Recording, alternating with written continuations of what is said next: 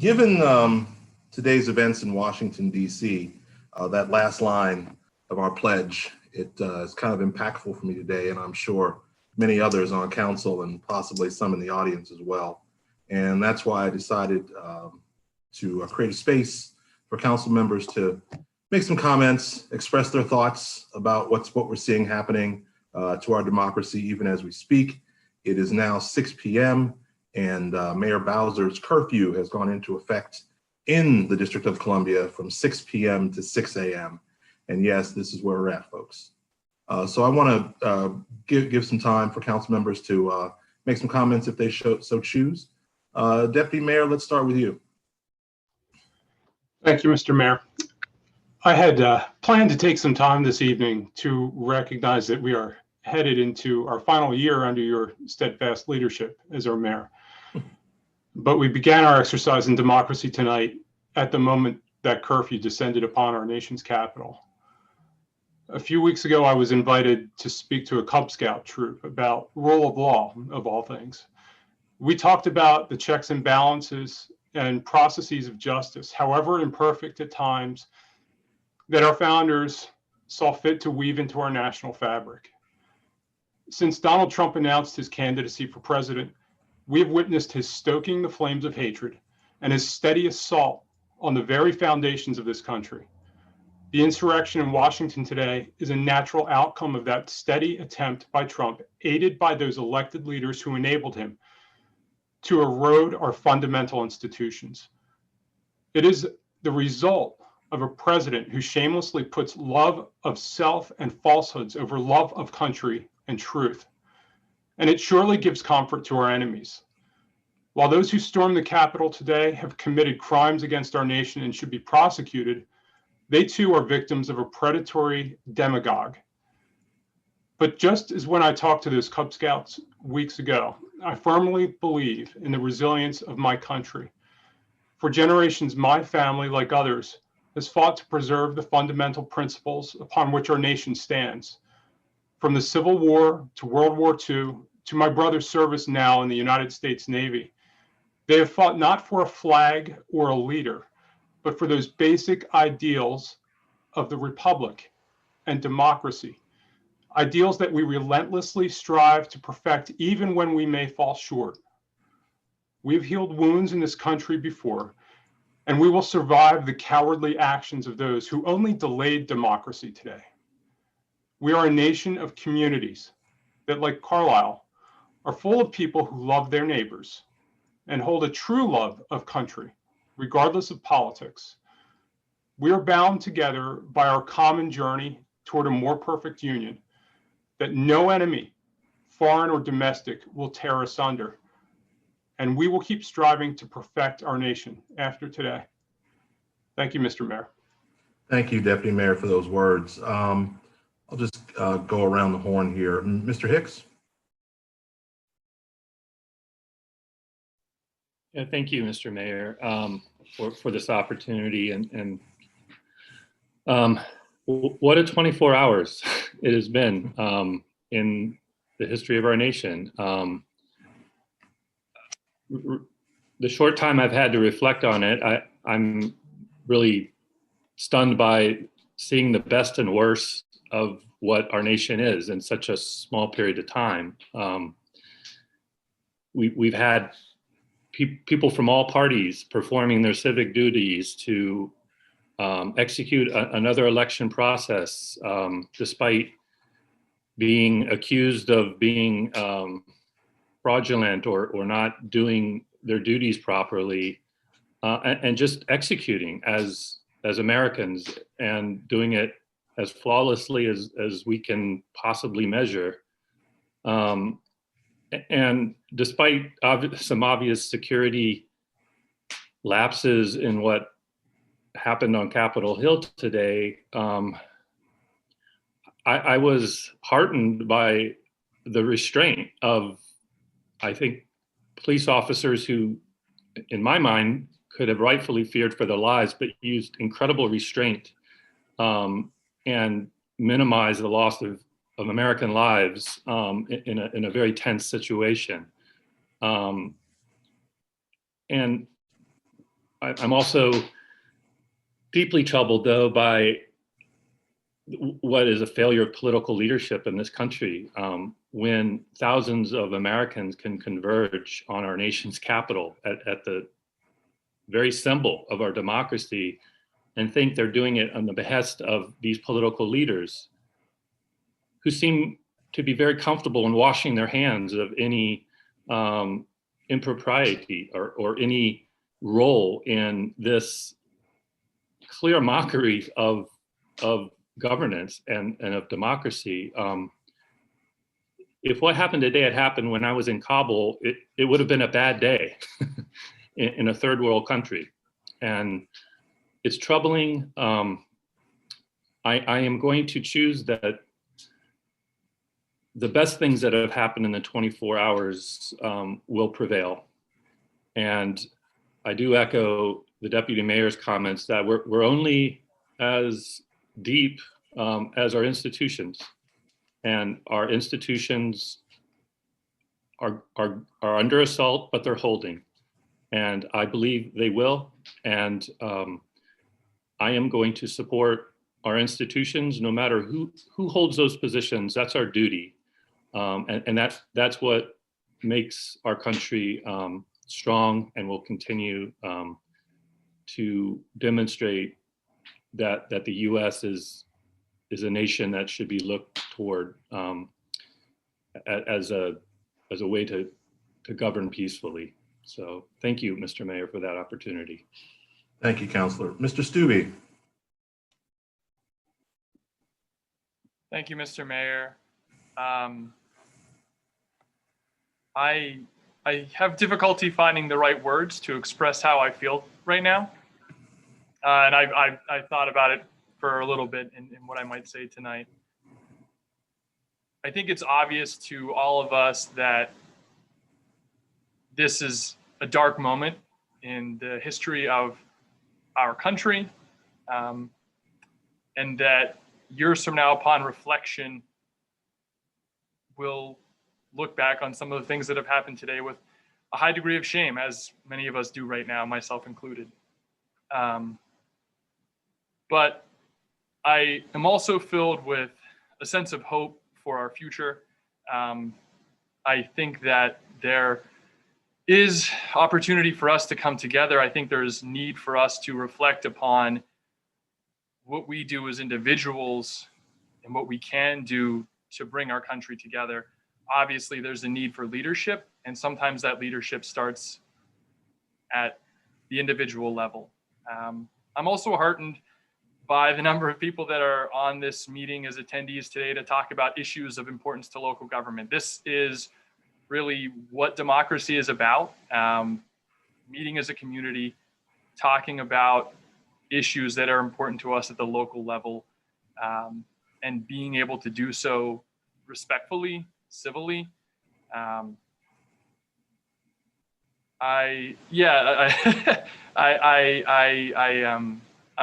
at a bit of a loss of words. Aside from that, I will maybe end by saying that I have an 8-month-old son who obviously has no idea about what's happening right now. But someday I know he will want to talk to me about this. And I think there are a lot of things that I hope we do between now and that day that will make our country, our community stronger. And I'll stop rambling now because I don't really know where I'm going. But I appreciate the comments that Deputy Mayor Schultz and Councilor Hicks shared today. And I would only hope that we as a nation can find a way to come together and overcome today's acts of sedition, treason, violence, and that we can look towards a brighter tomorrow. Thank you, Councilor Stubbe. Well said. Councilor Landis. Thank you, Mayor Scott. I always come back to the local level, even though this is all about, the big, large government but I just kept on thinking about how I started, I was elected 3 years ago, and, it was a council that had bipartisan work, and it was wonderful to have different perspectives and different people, and some of those folks, even though I'm a Democrat, those Republicans had my sign in their yard, and like that's something that people don't think actually happens anymore. And I am the child of a Democrat and a Republican who are still married, and my dad the Democrat, the Marine, my mom the Republican, but their marriage is still happening. And I think it's so easy for us to get discouraged. And I also was, just sort of following the I don't know, the Twitter threads about our previous governor Thornburg recently passing away. And there was a lot of information, I didn't think about it, but they were talking about all the past governors and different senators, and how they were more evenly balanced and would work with each other. And I think locally of Pat Vance, and she was awesome. I mean, she would clip the newspaper and put it on this green paper and laminate it and send it to people, knowing that, when I got that when my daughter was in the newspaper at a Hope Station event. And it was like those little things. I know that in the large scale that can't always happen, but it's those small things that sort of humanize like what the work is that we do and who we're doing it for, and the fact that we can work together. So she was a nurse, and so there was, there's ways that we can work with each other, but it's when we forget our duties and we forget what we're really doing this for, and we just listen to one voice. I can critique Obama and Biden and Governor. I do really like Fetterman, but like I can have differences of opinion with people in my own party that are in upper places of power.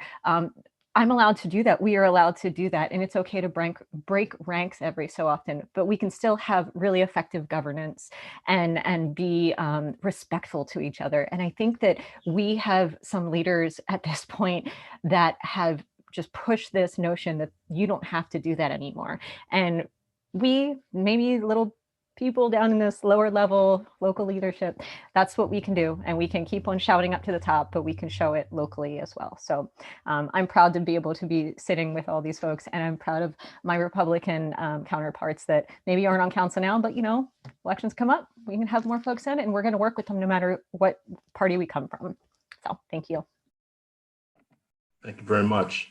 Councillor Fulham Winston. Thank you, Mr. Mayor. I'm a big believer in civil disobedience. I went to my first demonstration when I was a junior in high school, and we were demonstrating against the Vietnam War. And one of the reasons we were demonstrating against that war was because of the amount of lies and prevarication that had come out of our government. They weren't telling us what was happening. They weren't being truthful about what were happening to all of those soldiers as they left our country and went to Vietnam. They didn't tell us what happened there or what was going on. And so we took to the streets to be able to find out what was the truth. Today, people took to the street because of lies from the president, the vice president, the speaker of the head of the Senate, many people in the Republican Party, senators and congressmen, and more locally, our representatives to the State House and the State Senate. They have chosen to lie and to support lies that they know are destructive of democracy.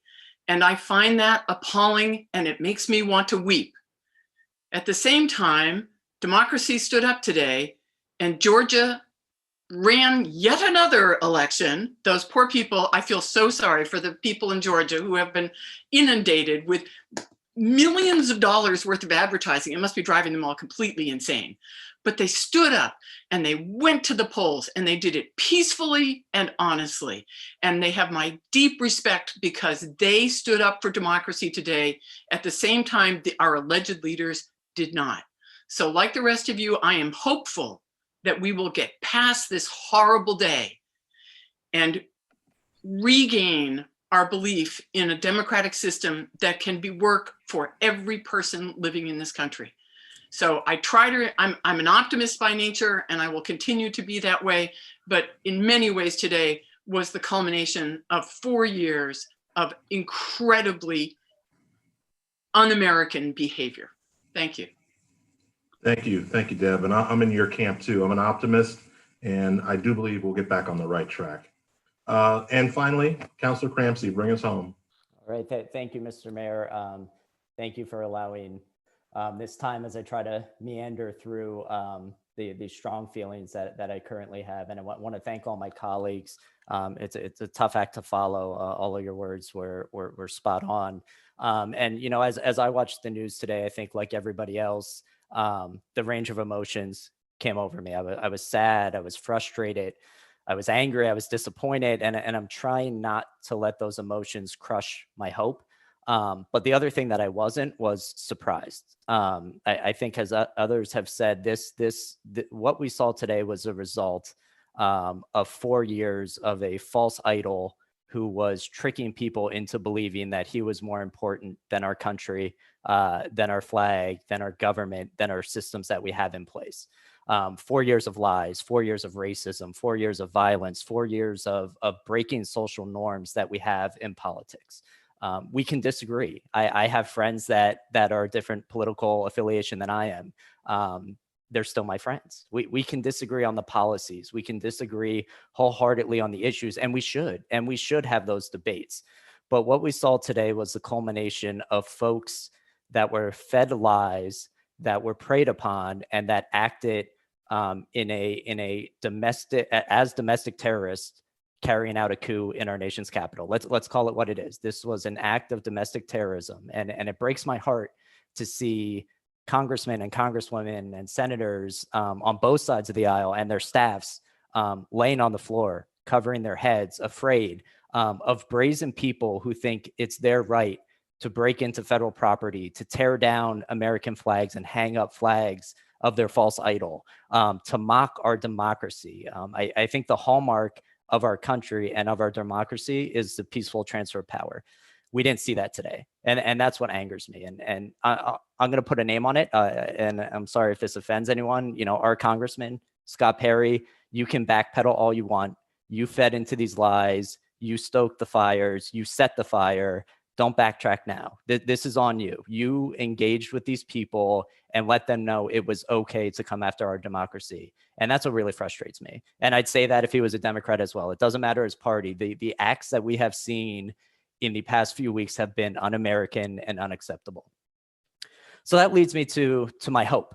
As Jeff said, and as Sean talked about, and some others here, you know, I still have hope for our future. There are young people that we are going to have to explain this to, and this will be another stain on our history as a nation that we will have to get through. But if you watch young people, if you interact with young people, you can see the innocence, right? You can see that the lies that get to people and the hatred that we see from the adults in the room, hopefully is not being passed down to our next generation. So I'm hopeful that these folks are going to be able to grow up in a world that gets past this moment in time, because that's what it is. It's a moment. Donald Trump is just one person, and we will get past this. And I'm also hopeful for this meeting and what we do here in local government. We are going to hear from, I think, local business owners, local groups, because we are a strong community. We are in Carlisle the opposite of everything we saw today in Washington, D.C. We are a group that helps each other out during a pandemic. We donate money. We shop at local businesses. We shovel sidewalks for one another. We are really an amazing group. And I think, while Brenda said we're kind of the small fish, we're the small local government, we're the small town, I think we can really set an example, you know, for how things should be, and hopefully getting us back to how things will be. Thank you. Thank you, Sean. And yes, we are the small town. We're the small town that speaks up and stands up. And that is the difference that you will find between us and our neighbors sometimes. So thank you, everybody, for those kind words.